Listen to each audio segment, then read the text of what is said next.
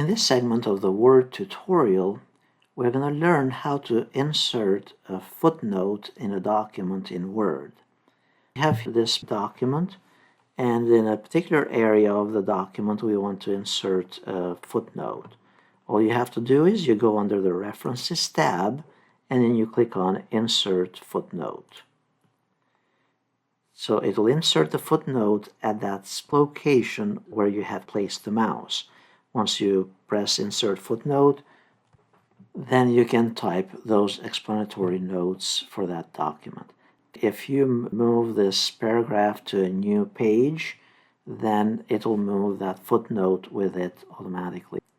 In some other cases, you might need to insert what's called an endnote. The endnotes will be displayed at the very end of the document, just like its name states. So we click here on the specific area in the document, then we click on Insert Endnote, and then type in there the notes that you would prefer to insert in there. And that's all that there is to it.